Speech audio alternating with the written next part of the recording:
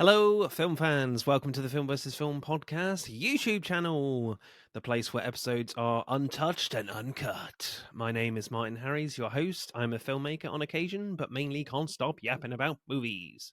On this podcast, every episode, we pick a topic from a film that's coming out at the cinema or on streaming.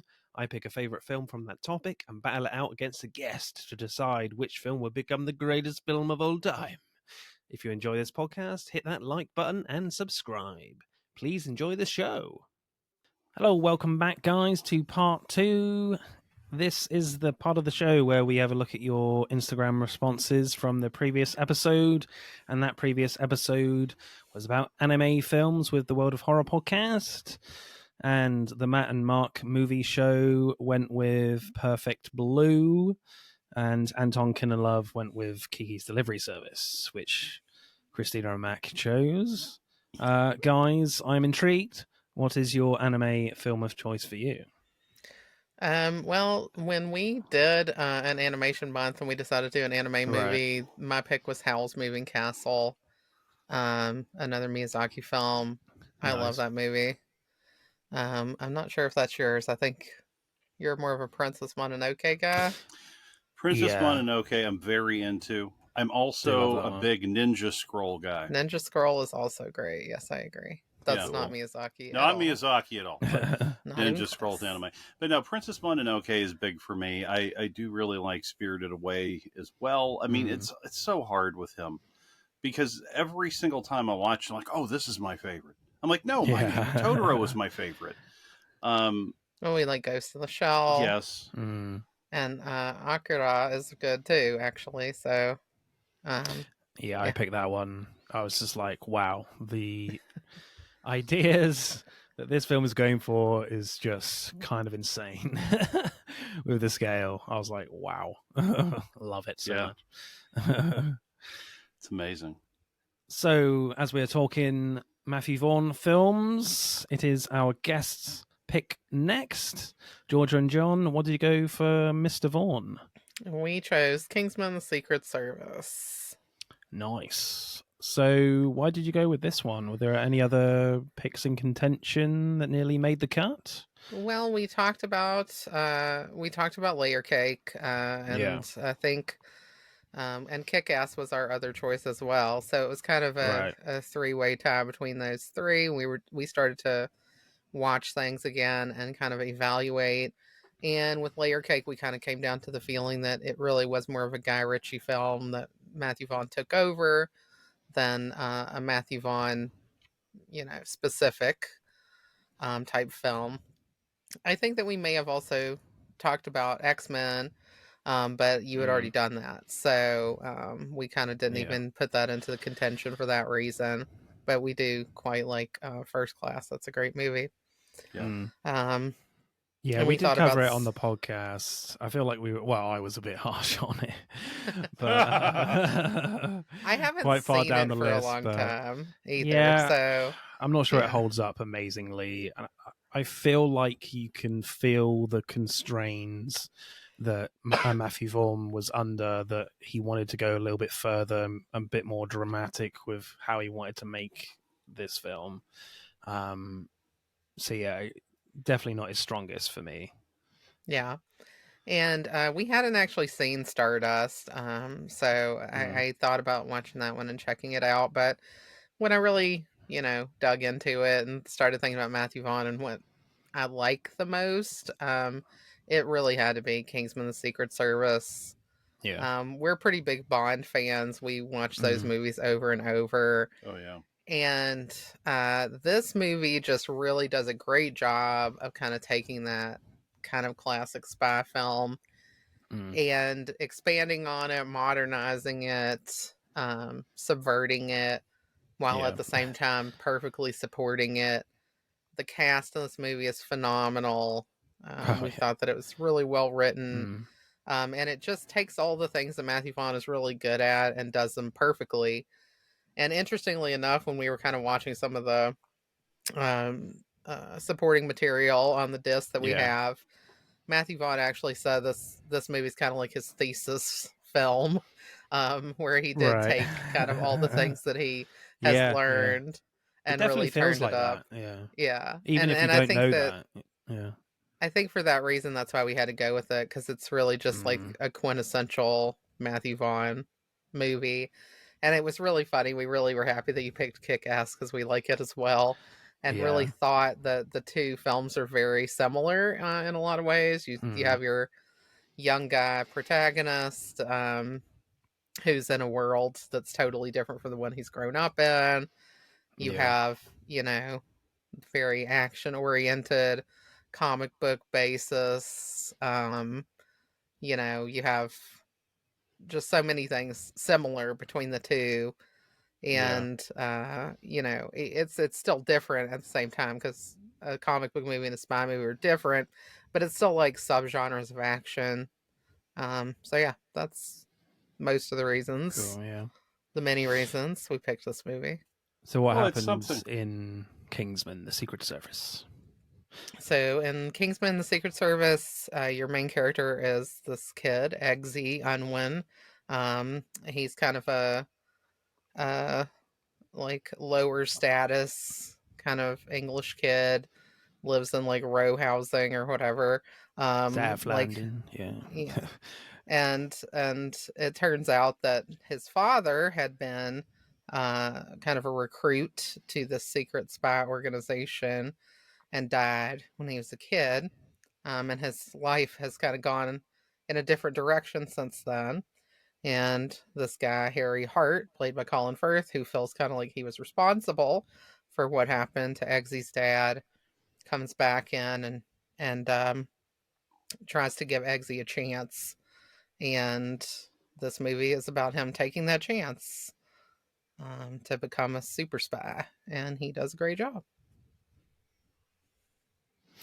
Yeah, so initial reactions for me, like, I love this film. I think it's his best film for me. I've actually got the comic books for both Kick-Ass and, well, the comic is actually called The Secret Service. There is no Kingsman in the title for the comic, so that's all Matthew Vaughn. So I feel like with this one, this is like half kind of Mark Millar's work and Matthew Vaughn. So it's a kind of a great hybrid there. Whereas with Kick-Ass, it's very much, you know, a pure adaptation with trying to work out the end because Mark Millar hadn't finished that comic either. So yeah, it's a really interesting one. The way he subverts like the James Bond type films, and there's even literally direct commentary about how they prefer the old Bond movies and not how they've got all serious now with Daniel Craig. So I really kind of love that. Yeah, so I mean the comic book The Secret Service is very kind of basic. It's a really short issue, only 6 issues, so you can really feel Matthew Vaughn's influence, that he's padded a lot of this out to make a really great story here. John, your initial reactions to this one? Well, yeah, Kingsman: The Secret Service, when we saw the trailer years ago, it was one where I wasn't really like amped for it. I was like, okay, I'm Right. not quite sure what we're up to here. I see a magical umbrella. I see, Colin Firth, who is awesome. Taron Egerton, can't believe this was his first movie. It's like, who's this guy? I was just like not really sure about any of it. Georgia was the driving force in us going to the movies to see it. And when we went, I had no expectations. I knew nothing about the comic book. And so I went on this ride fresh, and it was incredible. I couldn't believe the caliber of talent and the level of imagination. And as Georgia mentioned, we're really familiar with the Bond films. We know the tropes. We know the we know the tropes. We know the gags. We know the little in jokes that they have throughout the film. So we're able to really appreciate that. And they were able to give us these action sequences that were just fantastic. Again, they give us, 3 different guys that all could have been James Bond. Michael Caine, they talked about him being James Bond. Yeah. Colin Firth, he could have been James Bond. Taron Egerton, he could be James Bond. So it's like, we have, this really strong crew that's going in. The idea of setting it, at a tailor, fantastic. When Matthew Vaughn talked about the fact that this is a very famous tailor shop that he actually gets his suits done at, and all of these massive, celebrities, dignitaries go here, and that he was there for a fitting and he was just spacing out. And he thought, what if I just put my hand on the mirror and this whole thing just went down into this secret area? That was really, where the idea, was born. And of course, Mark Miller. And also, something that we haven't mentioned yet is Jane Goldman, who was also a writer on Kick-Ass as well as Kingsman. And, she, has worked with Matthew Vaughn on some projects. And I find it interesting that these are the two films that we talked about, because I feel that her input must really be bringing something to the table. When we saw behind the scenes footage, she's actually on the set, and she's someone that they consult with. Yeah. So I feel that it's like a shared vision that we see. Yeah. And it's like this triumvirate. Yeah. Yeah. Well, she says Matthew Vaughn thinks in images and she thinks in words. So it's kind of like the two of them together kind of bring what you need to make a screenplay, contributing half each. Well, Matthew Vaughn says he can't write well at all. He's like, I'm terrible. I throw it down on the paper. He gives it to Jane Goldman, and she makes it something, that makes sense. Yeah. That you're interested in. Cuts out all the crap. Yeah. Make this interesting, please. Yeah. Matthew, that is way too much blood. We need to get rid of that. It's just, we always think of class, right? When we think of James Bond. And, when we think of, Casino Royale, that was the first time that you really got the idea that James Bond, came from some kind of rougher existence. I mean, we find out, Which of course. He didn't. No, he didn't. In Skyfall, we find out, oh my God, he lived out here? Okay, I thought, okay, whatever, I guess not. But in this case, he does, Yeah. You have this kid who is playing posh pretty well, but he isn't, this is like, low class, living in the projects kid, who's kind of being dragged into this and is in some ways playing a role.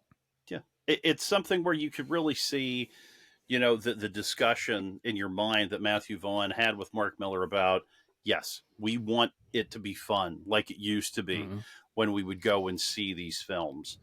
And, we can see, Q, we can see M. All of these people are in there.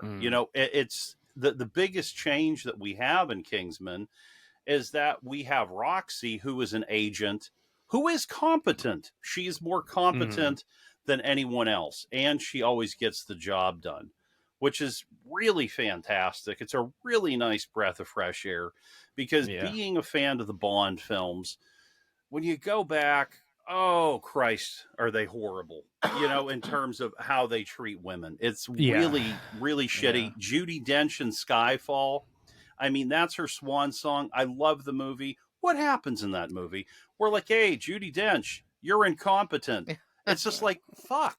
Did that have to be the way out?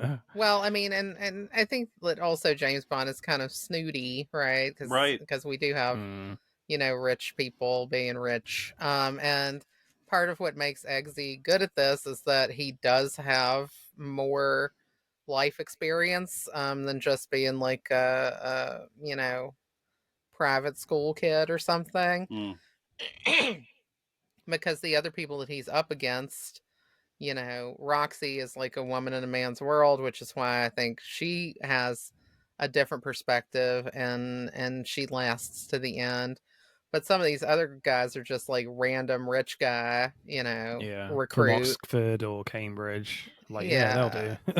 and because of that, they kind of are a dime a dozen in this world. And, and then you have Michael Caine, who is very resistant to the idea that a kid who is lower class could be in the Kingsman. It's definitely one of the most fascinating elements of the script in this film. So directing then, like, I love the first 10 minutes of this film. Like, as soon as you see like two guys hanging from a helicopter shooting two guys in the Middle East, you know this film is going to be wild. Like, I love how Matthew Vaughn underplays that scene as well, where you have all these like explosions in this castle and the agents taking out all these people, but you just hear it, you don't see anything, and you have this like long push-in shot through the window. Then it establishes that Jack Davenport is going to be like the new guy to follow in this story. Then the next action scene is with him, and it's super slick, saving Mark Hamill. Mark Hamill's character, and I feel like Matthew Vaughn was really focused on composing the shots to look as stylish as possible. But what I love is that it's all for a joke in that scene. Like, before you know it, he's sliced in two by Sophia Belletta's character, Gazelle. Like, it just makes her super deadly compared to what we've just seen. But what I didn't like so much is Samuel L. Jackson's entrance, because you see Gazelle like cover all these bodies with blankets, and you're like, what's she doing? I don't understand. Then it's because Jackson's character Valentine can't stand the sight of blood. But I was like, we haven't seen any blood. Might be because I watched this on Disney Plus, I'm not sure, but so that was kind of frustrating. But you know, Jack Davenport gets sliced in two, but there's no blood whatsoever. So I was just like, that didn't quite work for me. But I don't know whether they just cut that out for Disney Plus. I don't think there was much. If there was it's kind of jokey with that anyway. Yeah. I mean, it's also difficult because Gazelle is so cool, and then Valentine, she's working for him, and I just think she's cooler than him, like regularly in this movie. Well, one thing I want to mention about the castle is that, it actually makes you think of when Sean Connery came back as James Bond, Never Say Never Again. And then we have this shot where we zoom into him. I think he's in a castle or some kind of ruin. Right. Yeah. And he's in there and he's doing, his James Bond business. And he, frees a woman and he lets down his guard and he gets killed, fake killed because it's a training exercise.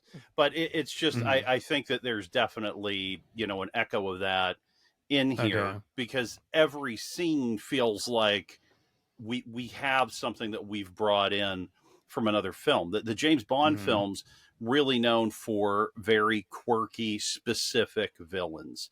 They always have a tick. They always have a deal.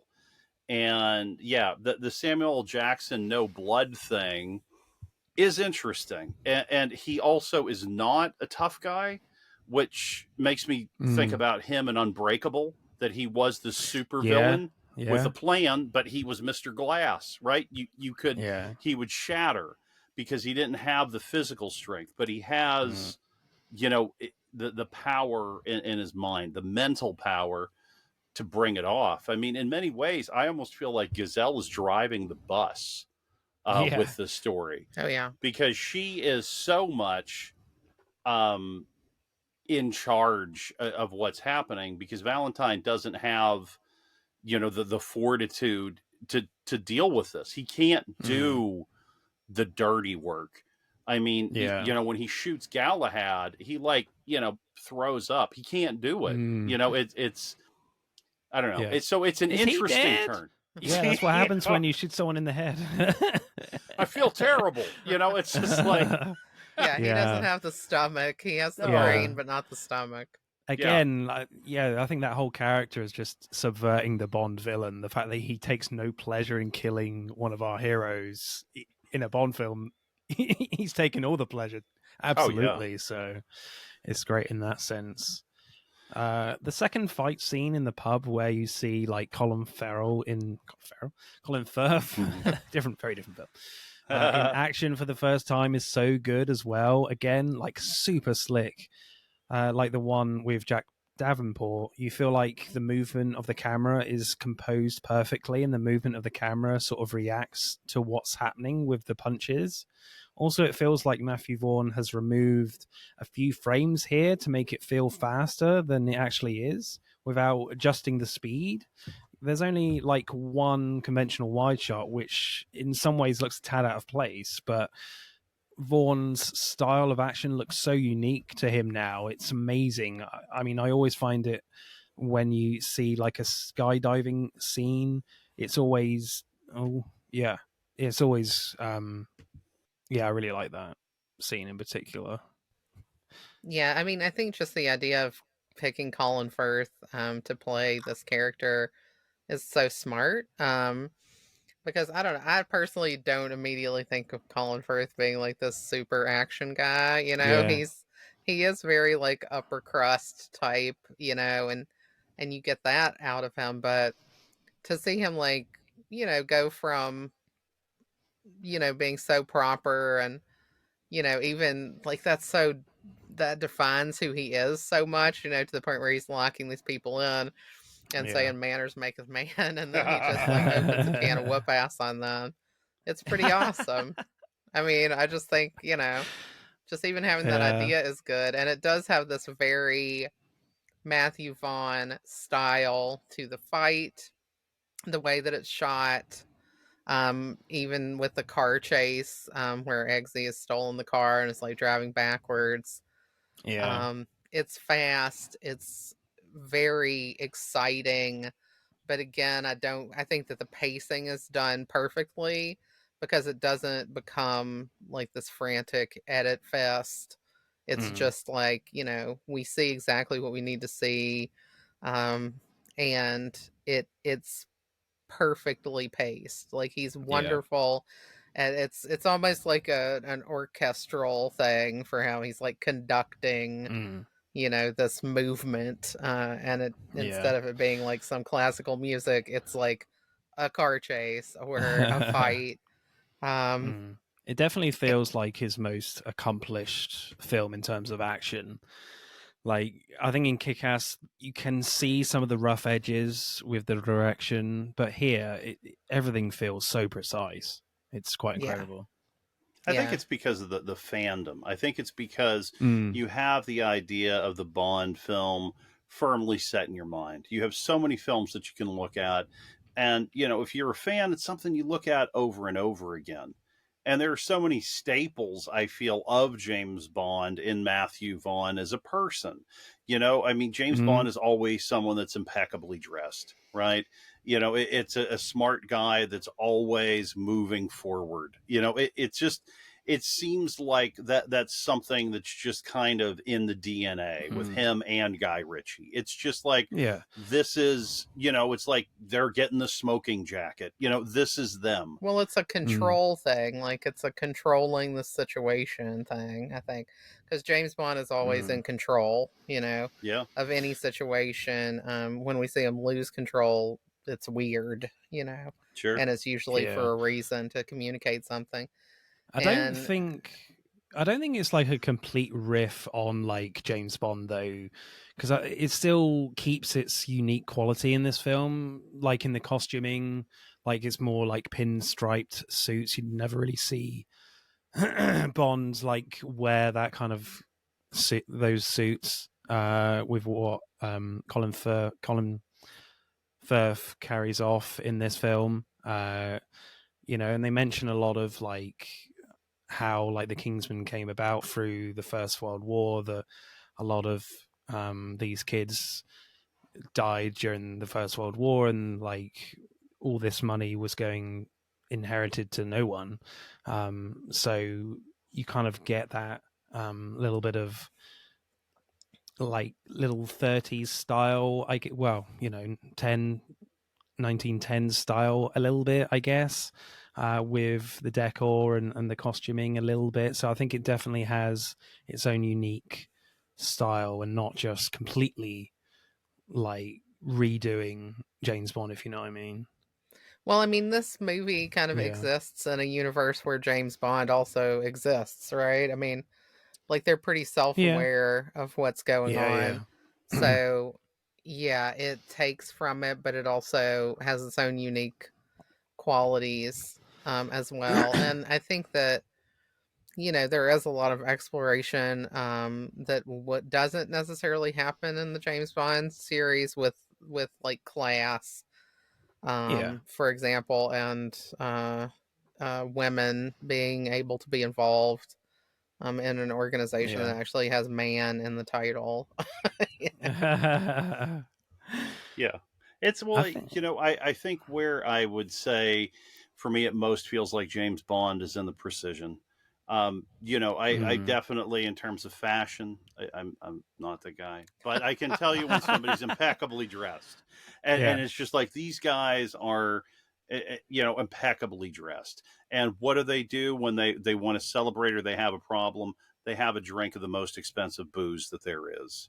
And, they are, they're in an organization that does have the resources to literally go anywhere and do anything, just as in the case with James Bond.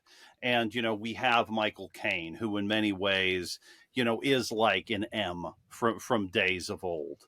It's like he's in the office. He's going to tell you how it is. It's a stern thing. Here's the dossier. But the funny thing is they subvert that by him being kind of classist and a total jackass in some ways. Then a villain. Who just pretty much goes with Valentine because Valentine's got money, right? It's like, It's, again, the twists are what makes it spectacular. But I feel that it's, everything here I feel is born out of a love letter to James Bond. And that's not to say that it doesn't have its own individual identity.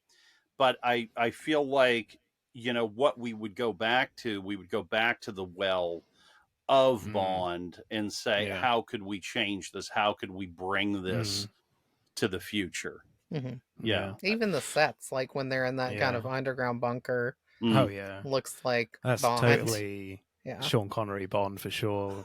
Hollowed out mountain.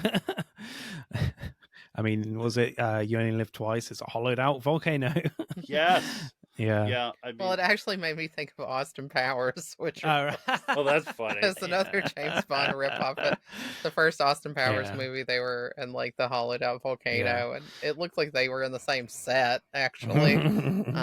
So another Bond parody. Yeah, I think one action scene that isn't my favorite is like the skydiving action scene.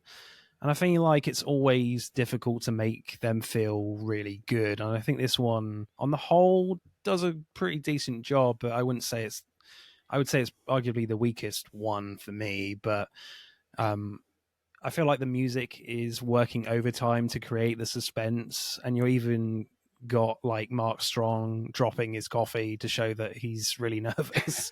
And I think also it's just a case that skydiving scenes are just so difficult to shoot if you're willing to do it for real, and I think they are for the most part, so with real stunts. So that is very commendable as well, but not my favorite. I agree. I think the one time the skydiving scene worked was Point Break. Yes. Because Patrick Swayze literally like rolled out of the plane on camera, and it felt really visceral and real because of that. But I also don't know that they even needed that in this. Like, I think they were probably just trying to mix it up because they already had fight scenes, car chase. What else can we do to make it exciting? Because we're not going to go Tom Cruise and like hang off the side of a plane. For over 100 times. Don't have that kind of budget. Or take a motorcycle off the side of a cliff or something. No. Well, it's like they went with, Karen, here you go. What? You haven't really, you've barely been in anything else. Why don't you do this? Tom Cruise did it. You can do it. Oh, man. I feel that the biggest challenge was really the first challenge with like flooding the barracks, and someone actually died in that. I felt like that was the biggest challenge that we had. Then it was like, okay, we have skydiving, we have the dog situations. Cool. We get the dog. Then we have the seduction, whatever. And then it's like, then we have the railroad challenge, which is incredible. I thought that was really, really well done. And what that actually made me think about was Tenet, which, because it's just like, oh, okay. And then we, go straight into this dog murdering sequence, which I felt like it's just like when you see a dog, we look. If the animal dies, we're kind of like, I'm not sure about this. I know, yeah. I'm not okay with dead dogs ever. Like, it's just it's like a no. Not. So even the threat of killing a dog made me kind of like, it took me out of it a little bit because, we love Colin Firth. He's just, why didn't you just shoot the dog, know? And of course we found out, it's a blank, but I don't care. Like, you don't want to scare the dog. You should be implying, you should never imply to try and shoot a dog. I'm like, I feel like that never plays well, even if it is a blank, I'm like, I don't know. And it made me like lose respect for him and Roxy also. So I actually was on Eggsy's side of not even pretending to kill the dog.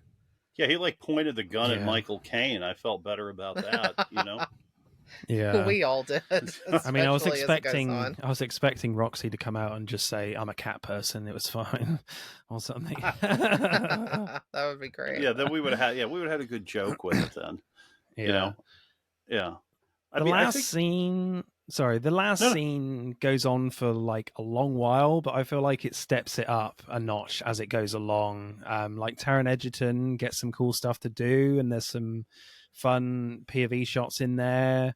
Ultimately, I think I prefer Colin Firth's action because he makes it feel so effortless at times, or pretty much the whole time, frankly. Taron's action at the end is more athletic, and that's what you would expect from him. It's just a shame it suffers a bit from the stormtrooper problem, that the goons can't shoot for shit.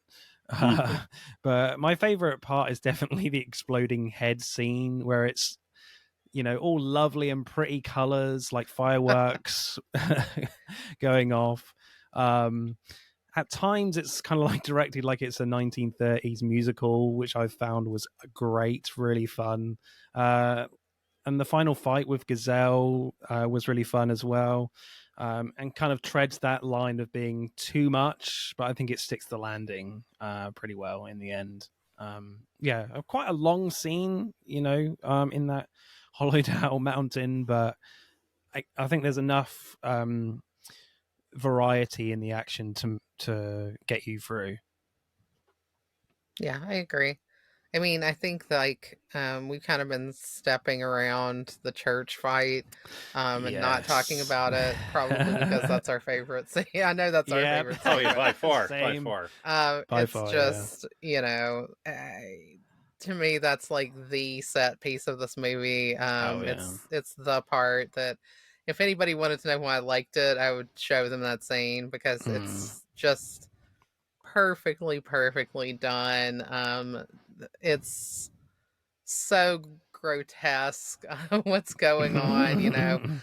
It's all these people fighting who don't have the ability to fight, and then you have Harry who does, and but it's just wild. You just put that many people in a room and they just go wild on each other.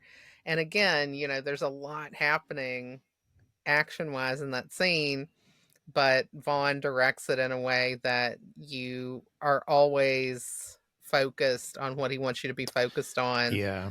And it's just perfectly choreographed. It's like watching a dance, a ballet, a very gruesome ballet. Yeah, you know exactly what's going on. You know exactly how each of these people are getting killed, and it comes back to like George Miller for me, with when you've got like really intense action from Fury Road and the Road Warrior. Those films, like the most important part of those action sequences in the shots are always in the middle, and I don't think it's any different here. So I think it's really clever. And again, for me, the church scene is definitely my favorite scene as well. It's quite incredible, and I feel like it's a combination of everything that Matthew Vaughn has learned as a filmmaker, all put into this one scene. And I love how it just goes on and on and on and increasingly gets more violent as it goes on. It's quite similar in style to the pub scene, of course, but this time it's all in one shot. I quite like the fact that it is kind of chopped up a bit with cutaways to Eggsy and Merlin and Valentine, because I think if you would keep it all in one, it would feel very exhausting than it already does feel. It definitely treads that line, but to the point where it could feel out of place to be in a film like this, if you know what I mean. What's really impressive too is that there's so much attention to the background performances as well as what Colin Firth is doing with his action. I think my favorite parts are where Galahad sets alight a guy's head with a lighter.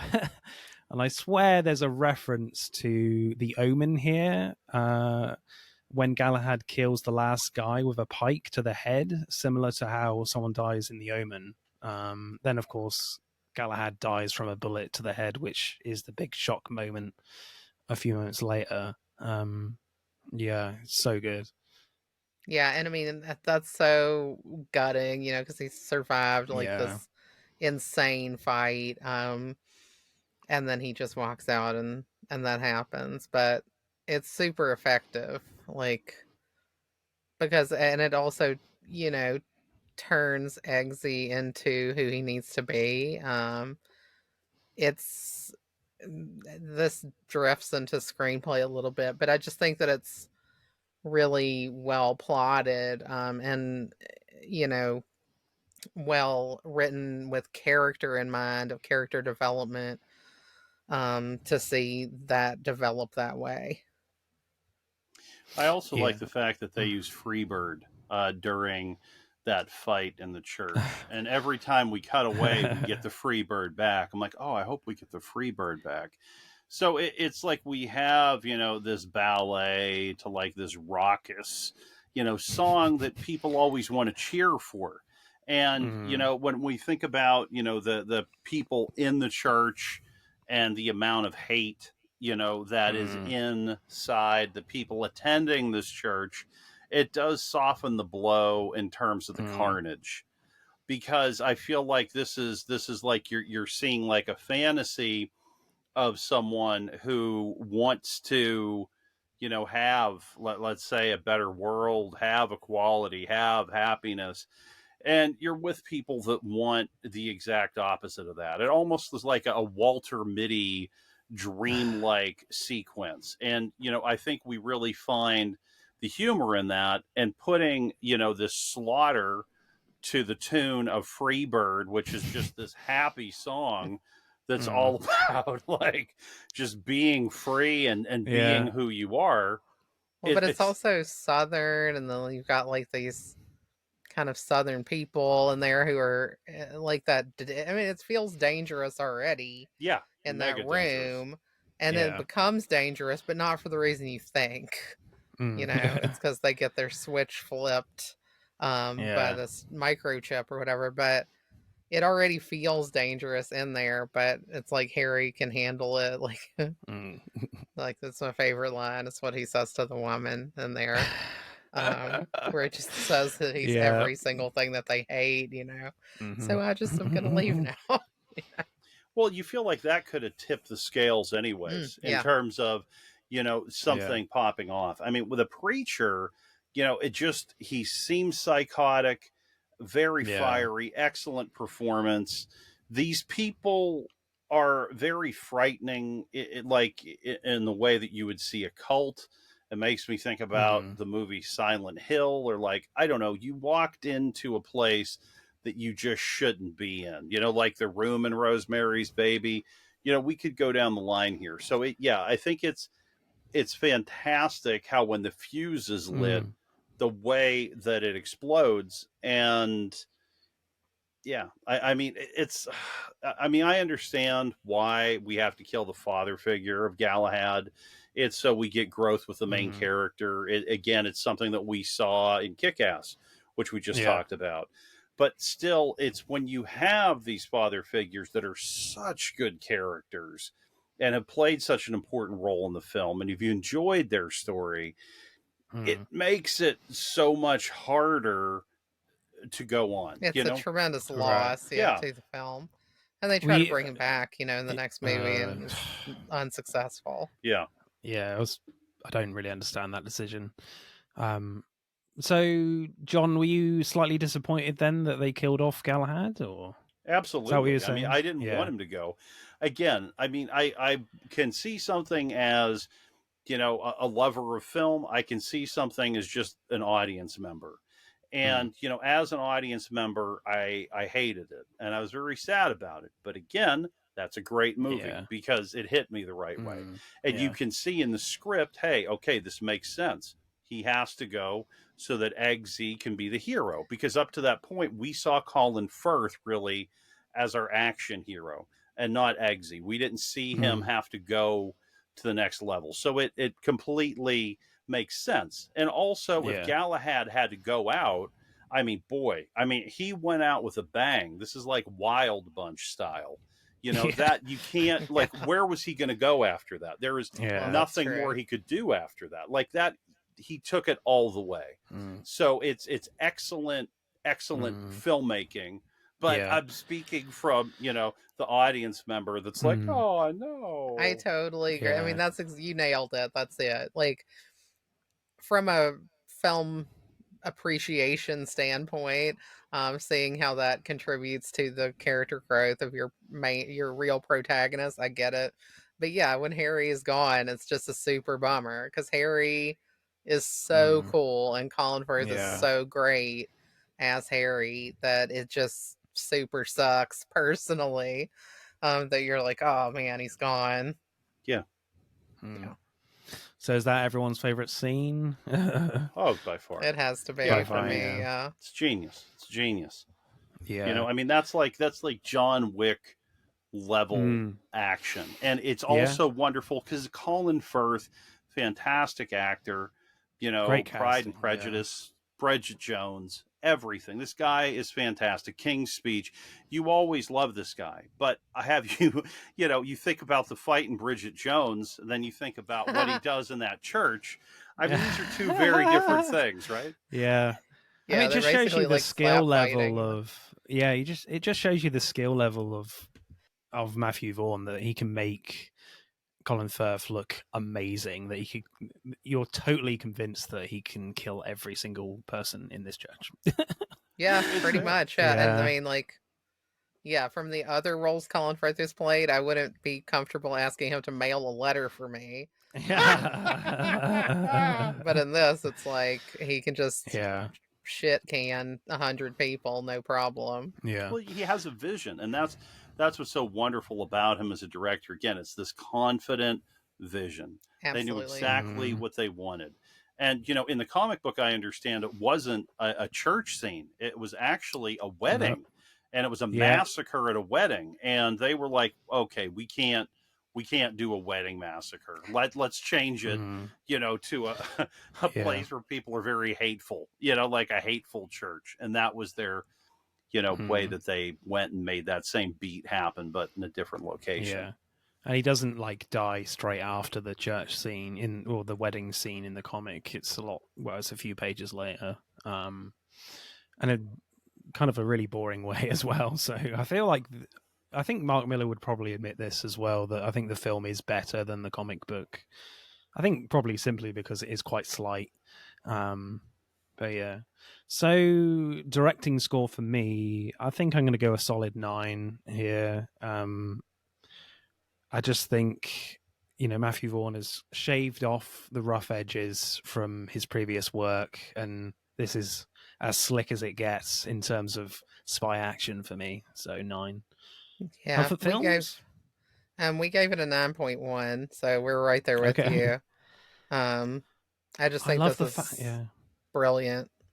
Yeah, you really see somebody again that achieves their vision, and you can feel that as an audience member, whether you've watched a million films or whether you've watched one.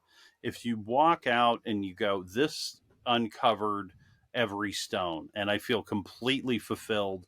I wasn't looking at my watch. I would watch this again anytime, and I'm sure there's even more that I'm going to see the next time I watch it. Screenplay, then. There's two stories going on here. Like the main plot and Eggsy's training scenes in the Kingsman facility. Like, strangely, I found the training scenes with Eggsy more interesting and fun, because I think with Galahad investigating Valentine, it's all about like an environmental plot by culling the world's population with these mobile chips.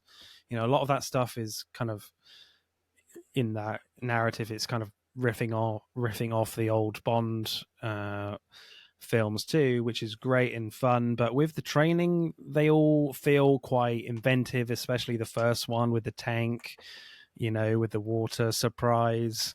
You know, the fact that they have to train a puppy throughout, like the skydiving. So it's not your average like gun range assault course stuff. They put a lot of thought into what they could do differently in these types of sequences.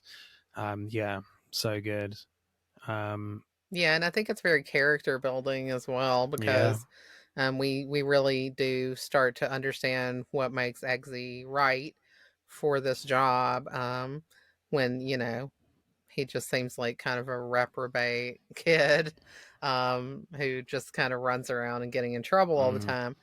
But some of those aspects of his personality and background actually works for him in this case. So where everybody else just runs in to like put a tube into the toilet to be able to breathe, that's not actually getting them out of the situation. So yes, they're get out. They're surviving, but they're just still there, you know. But he goes, you know, he's trying to open the door, and then when that doesn't work, he goes and punches through the glass to get them out. So even though everybody else had a higher chance of surviving by breathing underwater, they're not changing the situation. He's the one who's doing that. And even with the fact that Eggsy punches through the glass, because of the fact that it's a setup, it's a training task for them to do, like, so you can give it a pass a little bit, the fact that he does punch through glass. So maybe they have weakened it on purpose, I don't know, because it's a task. But I love how like unpredictable this film is. There are so many occasions in the writing where you think you know how the scene is going to play out, but something completely different happens. Like when Eggsy steals that gang's yellow car, then drives off, then it comes back into shot, going in reverse, being chased by a police car. And then when you see all the candidates for the first time in the bunks, you know, that then the place starts to flood. Like, who saw that coming? No one. But I think my favorite misdirect is one that you mentioned briefly, John, is during the final task when you think they're supposed to try and seduce this girl at a club, like in a Sean Connery Bond film. Then you realize they've been drugged and it's a test to see if they would give up Kingsman. Of course, Eggsy passes, but I loved it because we've just had a few references to older Bond films in the conversation between Valentine and Galahad. You know, that they prefer that they don't prefer the serious Bond films with Daniel Craig. They prefer the older ones. So when the final task begins with this seduction scene, you're not thinking too much that this feels a tad old-fashioned. So I loved how the film kind of plays on your love, well, my love of Bond films anyway, the older ones, to misdirect you. So I found that was quite clever in kind of knowing who your audience is in going in to watch this film, that, you know, you're going to, Matthew Vaughn and Jane Goldman are very much playing on your love of older Bond films to mess with your expectations. So I thought that was really clever for me. Well, what's smart about it too is that you don't have to be familiar, I think, with Bond to enjoy the movie still too. So like, if you are a Bond fan and you have a lot of knowledge there, it kind of adds an extra layer to the enjoyment of the film. But even if you're just some, you know, regular person who doesn't have much experience in that, you can still really watch this and enjoy it, because it does follow some of the expectations, even though it is also subverting them at the same time. I think one thing that we should point out is with all these training exercises, we never actually see any combat training. That's not anything that we see. And usually when we have the Bond films, we always go through the layer where people are, using flamethrowers, they're using crazy gadgets to take each other down. There's a fight, there's a battle. None of that is here. So it's almost like it's assumed that these people coming in have weapons knowledge, have, hand-to-hand combat knowledge. And what they're trying to test is just really their survival skills and their mettle to see if they can trust them. I think that's something. And it's also in terms of the glass in the room. You see, I think again we're going back to the Bond films because, okay, Skyfall. I love Skyfall. He gets shot off of a moving train that is about 200 feet in the air, falls down into the ocean. We don't even see a first aid kit, okay? And this guy just makes it, and he's fine. So it's like we always have, these leaps of faith in the Bond films that we accept. And I think that's their nod to that, because we always have something that's just like, okay, how did that actually occur? How did that happen?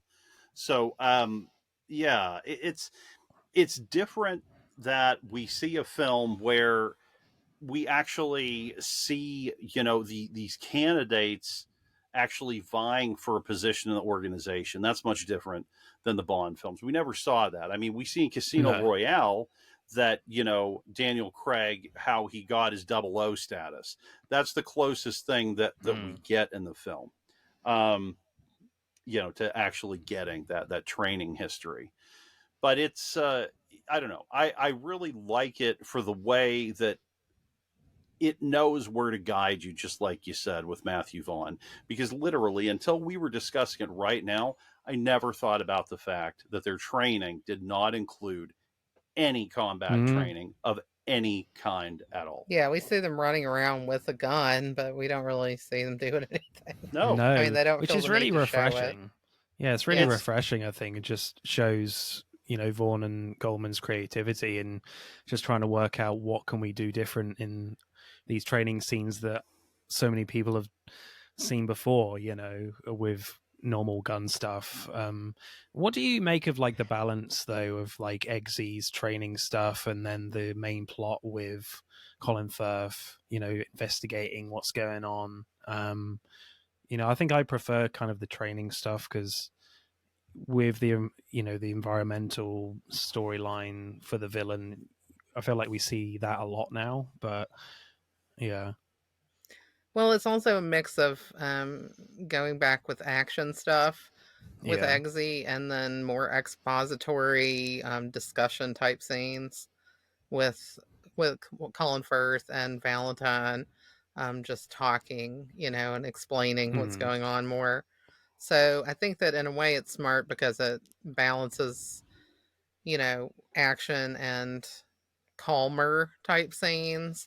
And it also shows that there is like a cerebral element to this too. So, yes, Eggsy is like learning a lot as far as, in these action scenes, but a big part of what he's also going to have to do is blend in or be in a dangerous situation where he needs to be able to manage that with his mind instead of just get in a fight with somebody, because what we've seen with him before was kind of like acting out. When he is with these kind of bad guys, he doesn't fight with them. He does kind of outsmart them, but it's kind of taking that ability to outsmart people and bring it up to a more kind of like professional level almost or something. Yeah. And what we see Galahad doing is kind of similar to what Eggsy was doing, but just very stylish and professional.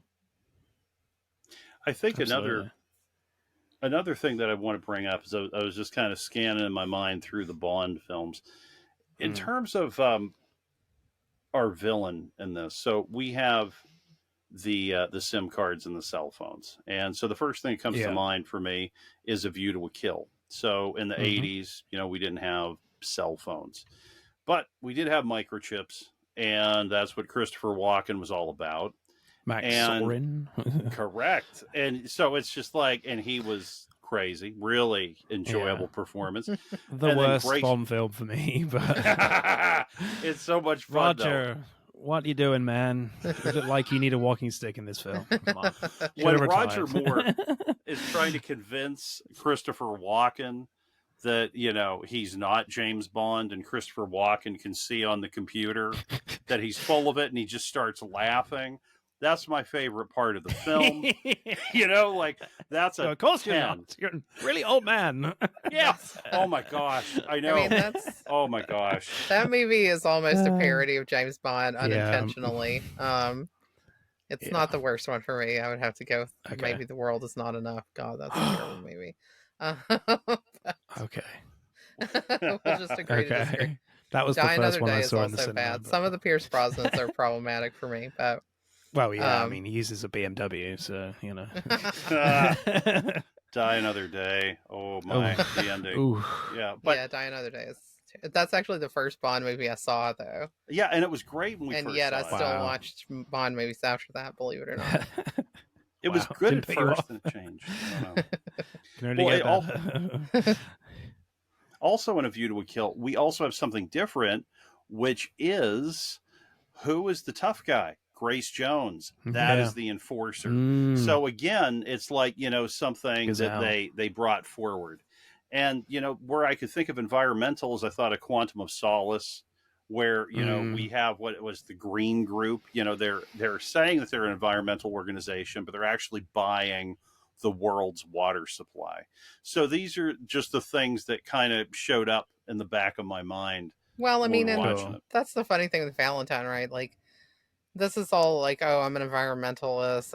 I want to fix climate change. Human beings are the problem. But arguably, the people he's saving, which is, the rich leadership type people, are the source of the problem. Yeah. He wants to eliminate, all, the great unwashed, right? Because that's the huge part of the population. But those aren't the people who made the decisions that put us in this position in the first place. So what's interesting not well thought out. What's interesting about the comic book is the fact that it's a similar plot, but the guy is just saving the people that he wants to save, his favorite people. Because in the comic book, he actually saves Mark Hamill, because he is a massive Star Wars fan, so he wants to save Mark Hamill, I think it's just like a gas toxin thing in the comic, and not a mobile thing, which I think I prefer the mobile thing, really, in this. So, but I kind of prefer the fact that he is kind of saving his favorite people in the comic book compared to this one. They don't really go into that, as you say, Georgia. It's just the source of the problem are the people that he's saving. So they don't really go into those types of characters too much. I mean, you got like the Swedish royalty characters, and that's the only real characters of that type that we kind of get to know. The one other thing I wanted to say about Quantum of Solace, Dominic Green, he is not anyone that can fight at all. He's terrible. He can't fight. He tries to swing an axe at the end of the movie, and he hits himself in the foot. So, again, it's just like Jackson's character in this. It's just like he's not a fighter. He's just a guy with a plan. No. And money. Lots of money. Yeah. I mean, I didn't like satellites. I didn't like the joke to begin with the fact that he gets nauseous with the sight of blood, but when he does see his own blood, when he sees Gazelle's blade foot thing go through his chest, he does vomit. So you do get some catharsis there with that. Yeah. I mean, that's... Ooh, yeah. I know, it's just like, ooh. Yeah. because that was a really cool character. You've had experience with I have vomit. taken a blade through the chest, many times. No, I mean with not pleasant. vomit effects, maybe. No, like, that's a lot. Sam. No, the closest I had is one time I acted like I was vomiting. I didn't actually have anything in my mouth. I just made the sound really hard on your throat after a while. Yeah. Okay. Well, we did a short where somebody had to pretend to throw up. That's right. And I had to make fake vomit for that. Really? Wow. I tasted it because I if I was directing something, I was not going to make my actor do something that I wouldn't do myself. So, I made it like oatmeal, and it was pretty white disgusting. chocolate. Yeah. Well, it was. I think I just had like kind of watery oatmeal for it. And I probably put something in there so it didn't taste quite as just boring and blah. But yeah, we had to have this character kind of just, very broadly like onto like a table with books on it or something. And just, it was pretty hilarious actually. But it wasn't like very projectile. She just kind of had it in her mouth and it just kind of. Yeah. Need more throat action with that. The next time. If Come on, she did it up. Let's go again. She was doing it in almost like a polite way, I guess. All right. Polite vomiting. The upper classes versus the lower class theme that goes through this film is really interesting to me. And it establishes very early on that Eggsy is from a poor background in South London, and Galahad is from the upper classes. But what's interesting is that Galahad is willing to change with the times in terms of new Kingsman recruits. But you actually get like this strong idea from this little conversation with Michael Caine's character near the start, where Caine is like a traditionalist. He's just willing to recruit kids from the upper classes, from Oxford and Cambridge only, Durham. So Michael Caine's character could go in either two ways, like he learns that Galahad was right or that he turns out to be a wrong and a bad guy. And because Michael Caine isn't in it that much, you're never quite sure where his true loyalties lie because, well, for one, he's Michael Caine. He doesn't do bad guy roles very often. So that was really interesting to me with his casting and how that story plays out in terms of the class theme. And also Valentine as the villain is sort of a hybrid of both classes. He's extremely wealthy like the upper classes, but he doesn't dress like them at all. Like he dresses more like Eggsy style in the film. He likes McDonald's Happy Meals, like a lot of poor people have to go to, they can only afford fast food. So, Valentine chooses that instead of a fancy meal, which he could easily afford, obviously. So, I don't know. I guess Valentine's like someone that Eggsy could be, who could become like a corrupted by money and power. I think his character could simply be trying to be so different to what you get from a Bond villain. So, I found the themes around class really interesting. Yeah, that was maybe one of my favorite parts of this, honestly, is because it brings a lot of depth to what's going on in a simple kind of way, because class is a big deal in the UK and also in the US. I think it's more to do with like this idea of someone like the Samuel L. Jackson character who, has become rich through his smarts or whatever. These are people that we really tend to admire, whether we should or not. Because a lot of times, even these people who have become rich somehow because they're knowledgeable about something or whatever, they had, a lot of advancements to begin with. We see this in real life a lot with certain people who shall remain nameless, but I can name. Well, I mean, one of them, I think he's calling, Valentine calls to use one of his satellites in the movie. I'm not sure because he says something like E, and I was assuming he was talking to, Elon Musk, but I don't know, maybe not. Right. But yeah, I mean, this is somebody who has this narrative of, oh, you know, I run Tesla, so and I'm this genius, but he started out as like a rich guy with a lot of resources, and you know, and a lot of credit is not given to some of the people who work for him, you know. So I think that there's always something more to look at when you have somebody like that, but he does come off like this very nouveau riche character, Valentine, who has the money but not the class. And I think that that's the whole purpose of Eggsy's growth, is that he has to achieve both, you know, financial stability by the end of the film. He's not rich, but he'll be fine because Kingsman has a lot of resources.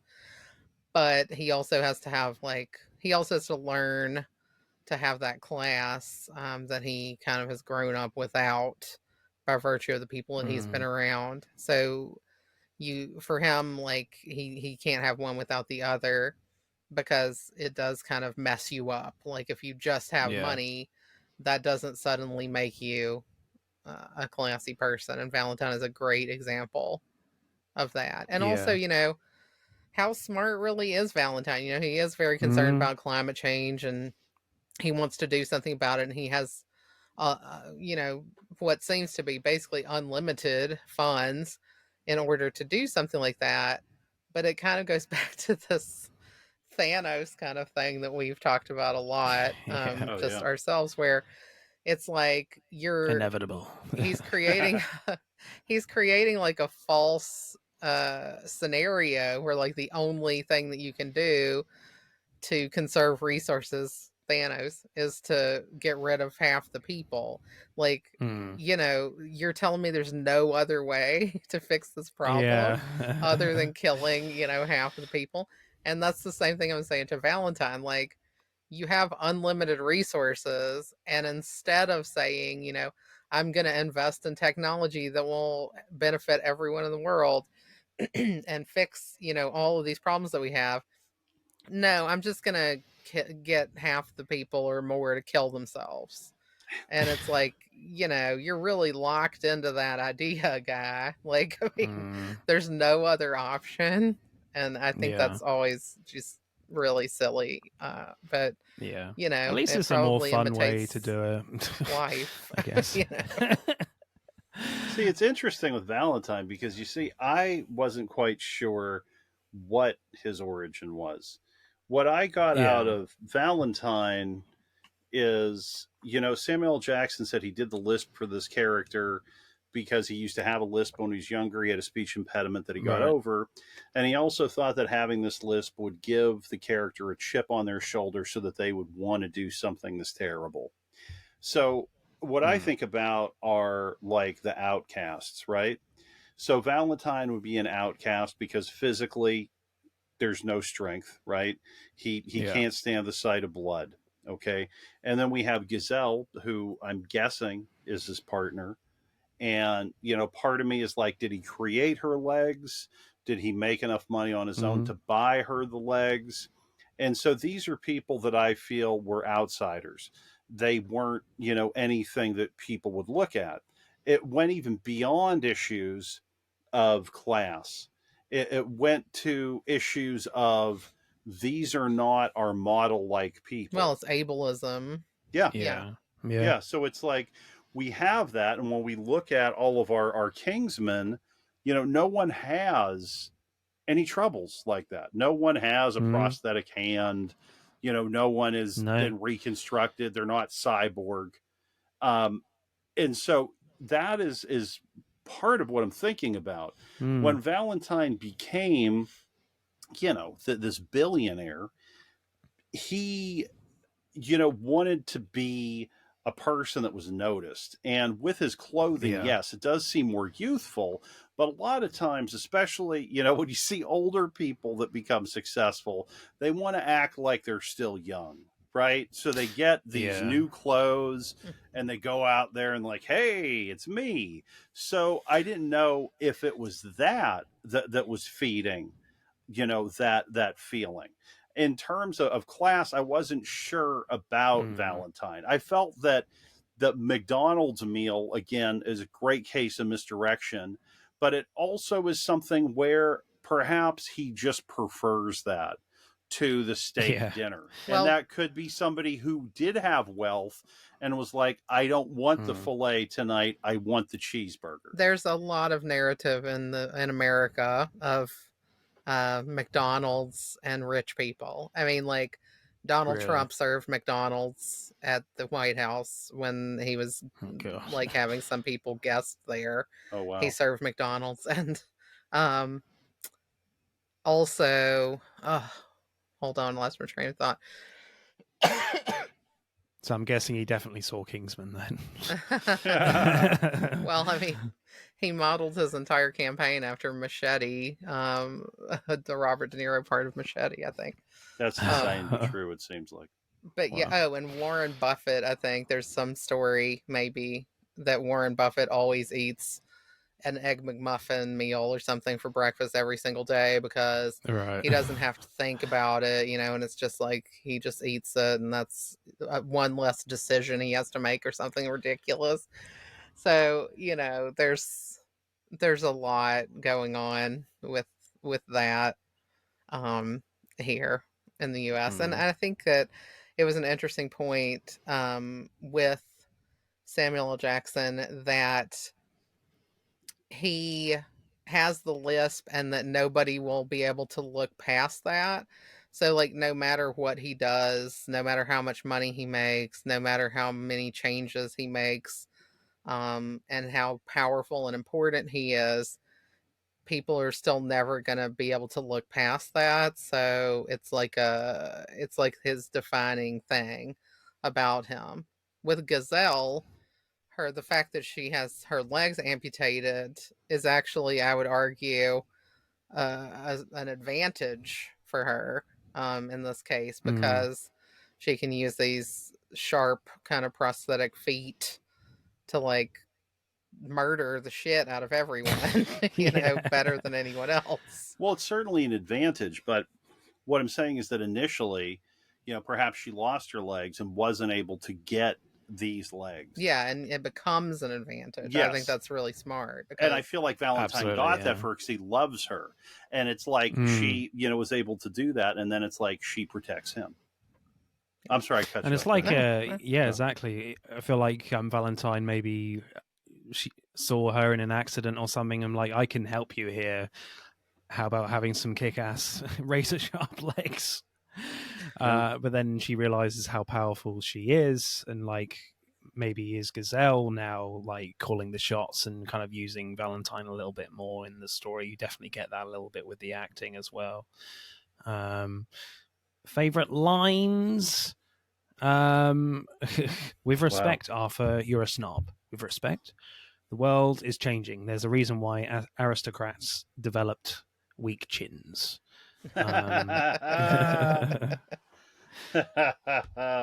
No, wait, I think we may have met. Did you serve me at the McDonald's in Winchester service station? No, but if I had, I would have given you some extra helping of secret sauce. While doing a particular gesture. What could that gesture be? Which he does multiple times. He does that when he's in the car too, which is great. Makes me laugh. Yeah.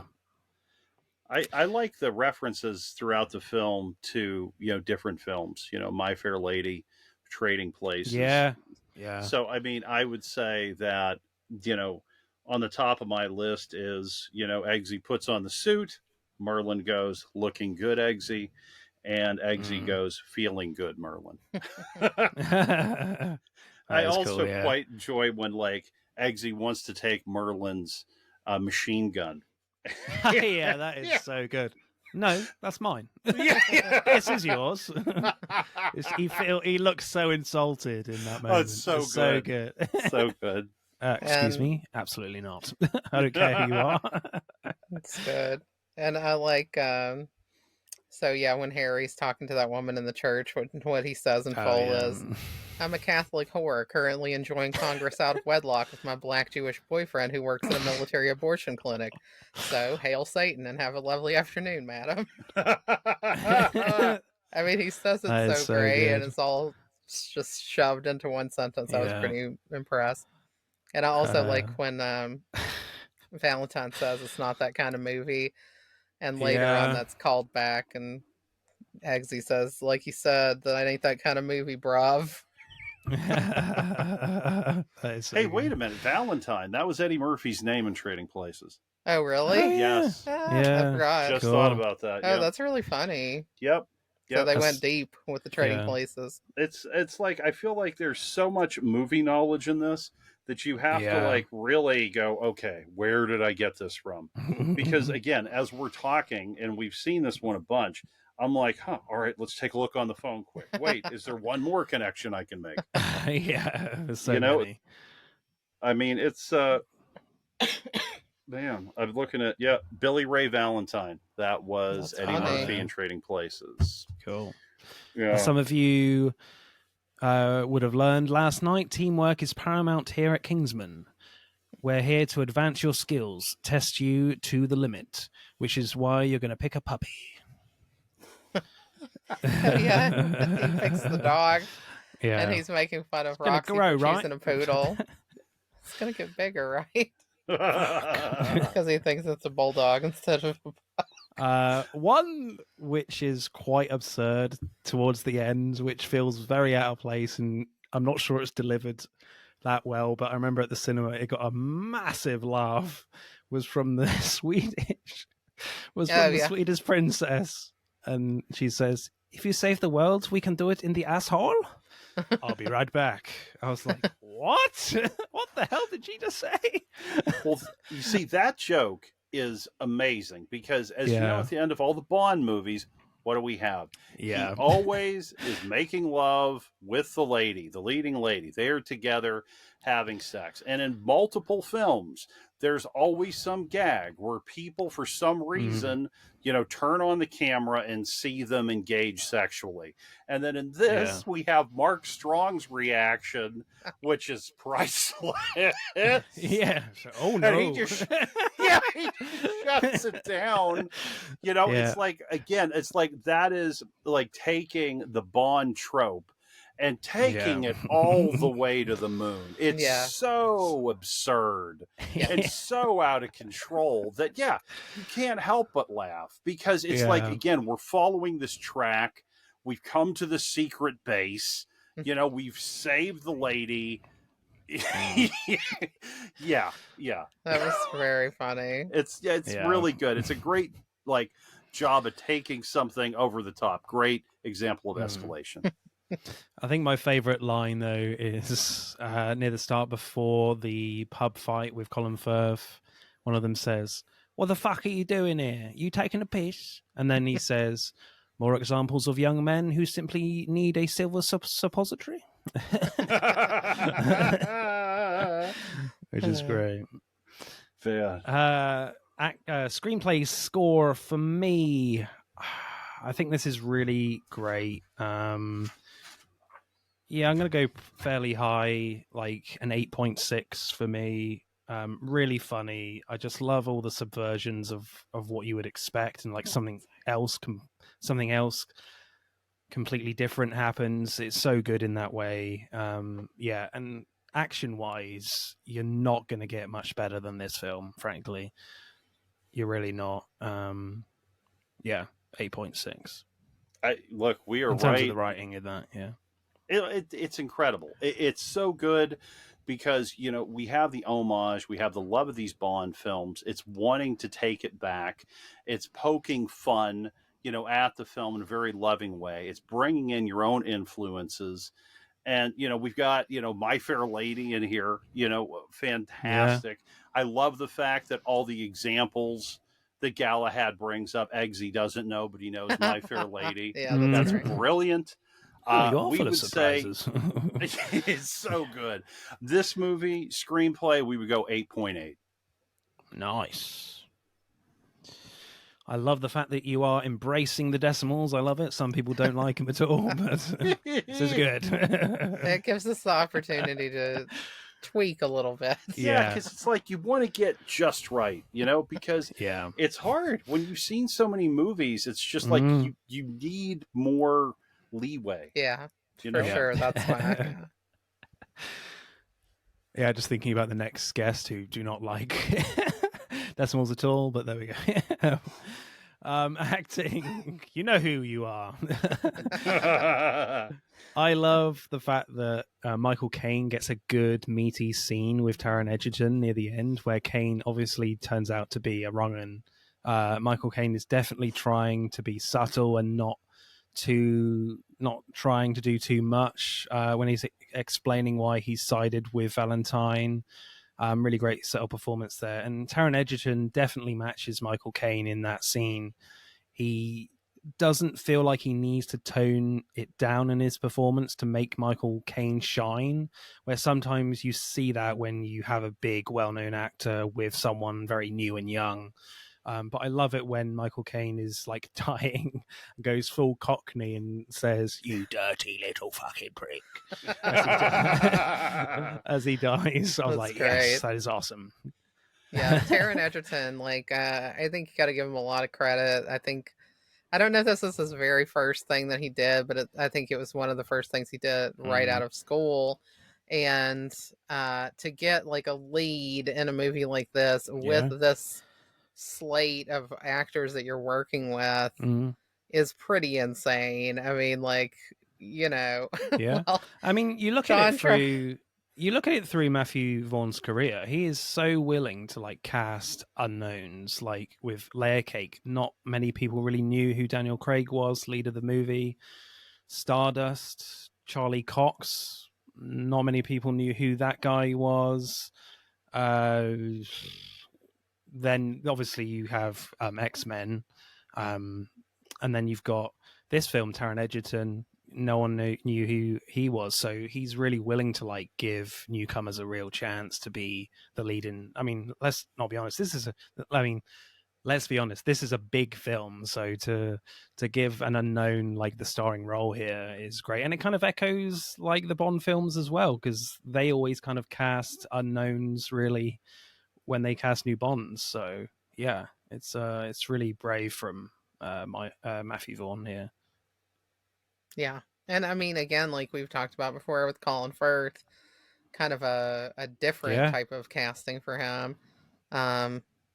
Really in a way that worked great. And he was game to like do training and learn how to do all this fighting stuff and everything. And it worked out great because he has just the exact type of feel. I think they said they were thinking about it being like David Niven and like who's the modern day version of that, Yeah. And so they thought Colin Firth, but then they're like, yeah, but is he going to do all this fighting stuff, Yeah. So they had to reach out to him and check, and he was like, oh yeah, that sounds great, and he is perfect. I mean, it just shows you how great he is. We haven't even really talked about Mark Strong as Merlin too much. Yeah. But I mean, he's so good in this. And Sophia Boutella brings like this amazing physicality to Gazelle. And it's her doing a lot of that tumbling and fighting stuff. And she's unbelievably good. Yeah, I think she used to be a dancer before she became an actor. Yeah, she's so good. Like, she's amazing in Climax, that kind of horror film. You see a lot of incredible physicality in that, which he certainly brings here. I think Kingsman was before Climax, but yeah, just and you can't really see where like they put the stunt woman. I think it probably is pretty much all her with the stunts. So I know there's probably some artifice there with wire work or something, but certainly towards the end. But my God, she's so convincing.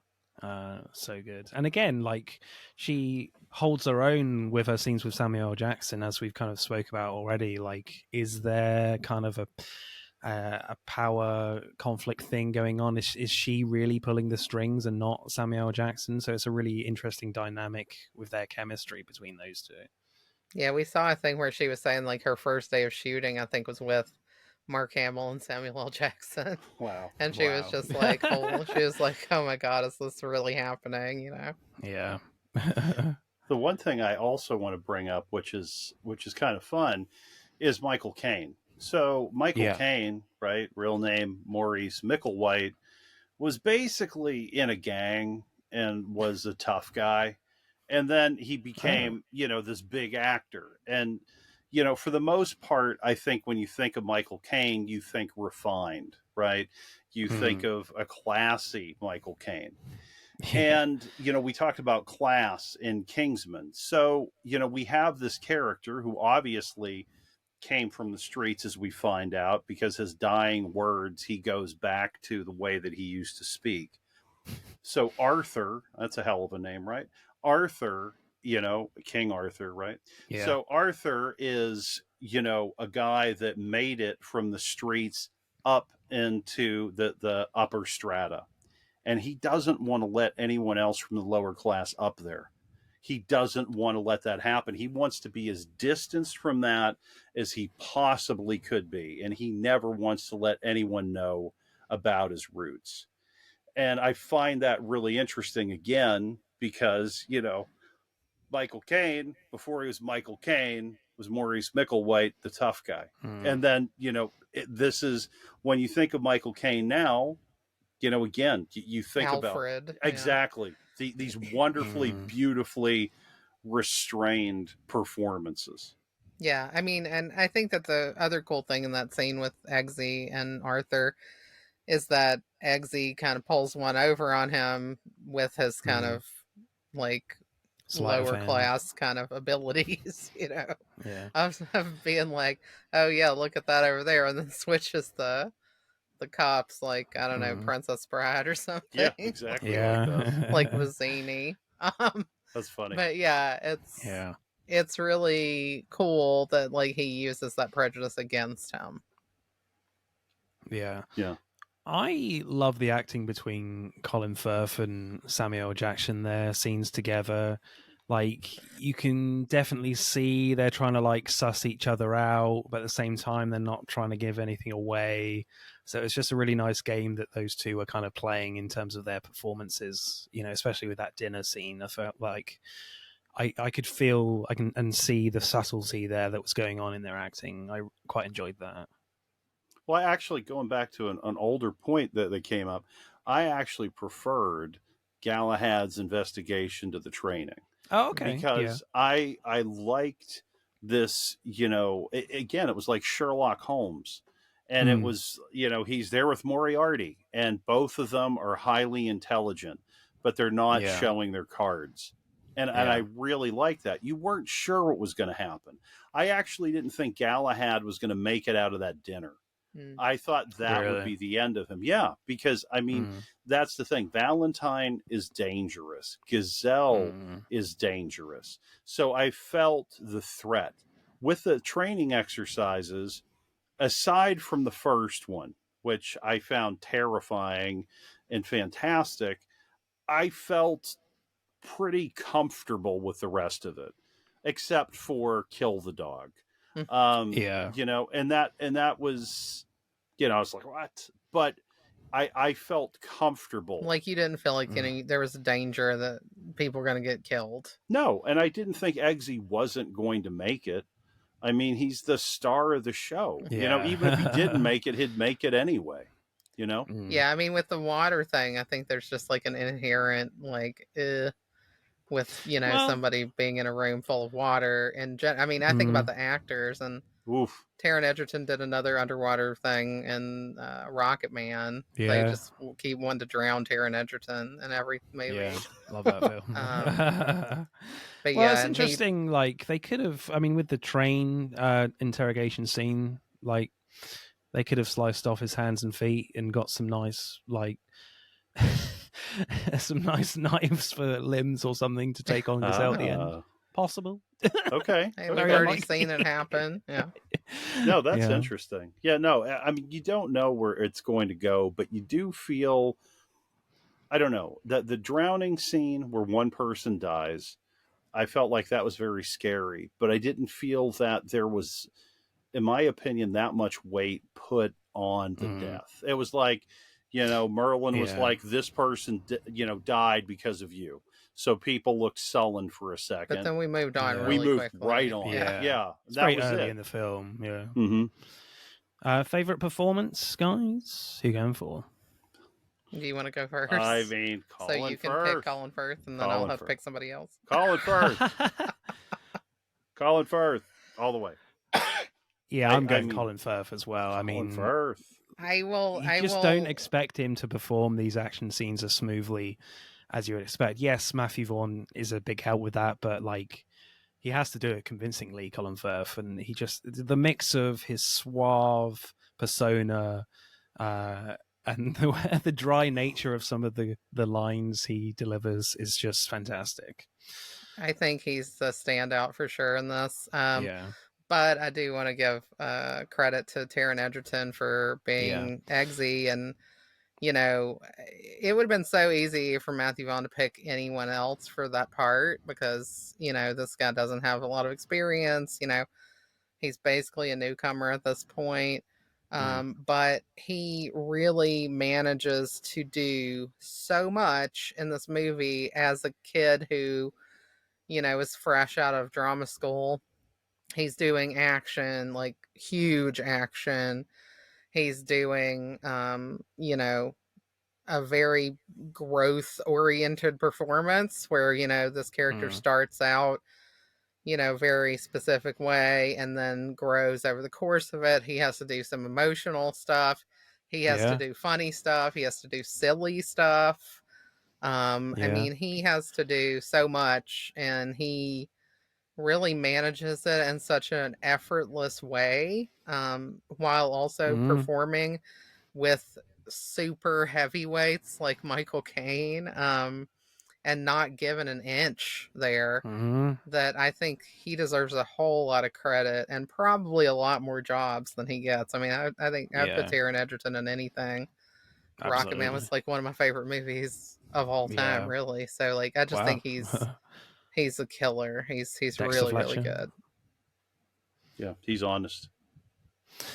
Yeah, I mean, I love Taron Egerton towards the end as well. The fact that he kind of plays with like the more upper class nature, the more posh nature as a role in inverted commas, to get through the initial parts of that final act, which is really fun. The way he drifts in and out of the accents is really clever.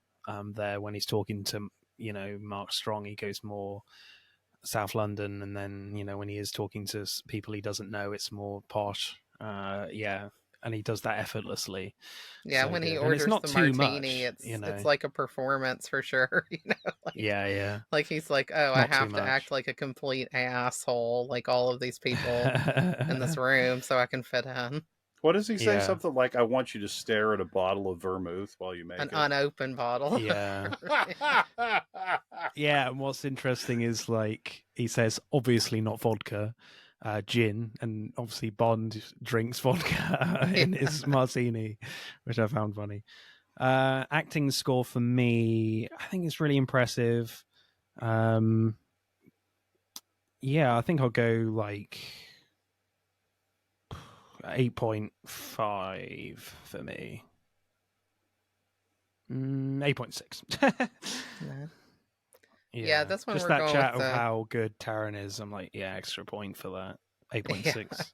Excellent work. He deserves that. Yeah, he's great. We went with a solid 9 here. Oh wow! Like, I mean, when I start thinking about who's not good in this, I'm coming up pretty short. Yeah. I just think everybody in this is pretty great. Anybody that had the opportunity, I think that sometimes the Roxy character doesn't get as much as she maybe could have. I believe they cut out a lot of what she did, more for like time than anything else. But she's still good, even though she doesn't necessarily stand out as much as I think she could. But when I am just examining everybody else for inconsistencies or anything like that, I really don't have a lot to criticize. I just think yeah, everyone is very strong in this, and the people who knock it out of the park, like, just do so in such a grand scale. Like, this is like probably my favorite thing Colin Firth's ever done, and that's like that's saying something, because this guy's awesome in so many parts. But he just absolutely nails it here. Which I think, makes it so much more difficult when you go into the Golden Circle and see what they did to this character and how weird it gets. But he kills it here. Absolutely. Even the villains are good, like the dirtbag, boyfriend of the mother's. Oh yeah, those guys are horrible. Is excellent. All of these, the villains, you hate them, you despise them, they're sickening. And again, to get that response from you, they have to really be doing something right. Those are fearless performances, because they are showing the scummiest scum that's ever scummed. There's your Instagram reel right there. Right, let's add up the scores then for Kingsman, The Secret Service. The tabulation song from John. All right, let's double check that.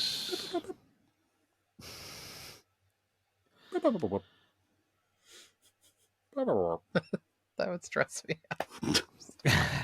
Yeah, it did a bit. Right. Kingsman, The Secret Service, gets a very impressive 53.1. So it kind of blows Kick-Ass out the water, who only got 48.9. So Kingsman wins this one. Next episode, as One Love is out, the new Bob Marley biopic is out. We are talking, naturally, biopics. And we'll have guests for that one. Sam and Callum from One of Us is Bored, the Decimal Place haters. Guys, you have been amazing as always. My God, you guys can talk for America about movies. It's so cool. We can talk, period. I think it's where you should have stopped there. We know it. We know it. Guys, this is your opportunity again to talk about your podcast, and where can we find you? Sure. Comfort Films Podcast. This year we did switch to a bi-weekly format, so we're kind of doing a duo of movies on different topics. January, we did Gothic Romance, so we did Hitchcock's Rebecca, and then Crimson Peak by Guillermo del Toro. Both movies we enjoy quite a bit.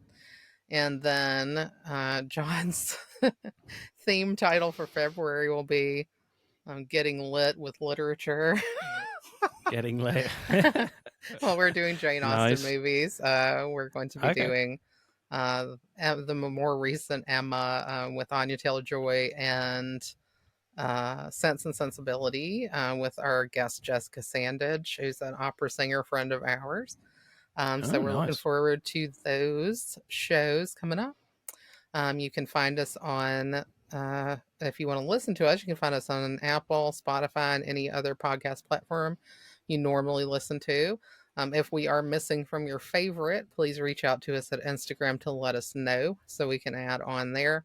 We're pretty active on that site with different trivia and things about the movies that we talk about. And we also have, we also have a Twitter account that's less active, and a TikTok account that's rather sad. But that's okay. You could also take a look. We can also take a look on comfortfilmspodcast.com, and that has links to our shows. It also has essays that have come from past guests and from us, which are reflections of the movies that we watched. So if you ever want to check us out, we're on YouTube. We're old. Yeah, we have some weird YouTube stuff. Whatever. It's cool. Yeah. But yeah. Cool. Right, guys, it's time to say goodbye. It's goodbye from Georgia. Bye-bye. Bye-bye. It's goodbye from John. Bye-bye. Bye-bye.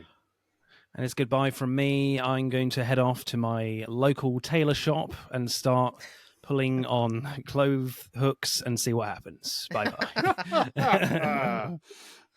All right, well, we'll bail you out of jail if that happens. Bye-bye. Bye. Bye. That's it for part 2. Thank you for listening. I hope you enjoyed it. Check out part 1 if you haven't done so already. But don't stop there. Get involved and tell us about what your favourite films are relating to the episodes. Hit that like button and comment below. If you do, I'll give you a shout out on the next episode. Plus, check out our social media links for extra content on Instagram and TikTok at Film vs. Film Podcast, for X at FVF_podcast. Remember, please subscribe. Pod signing off.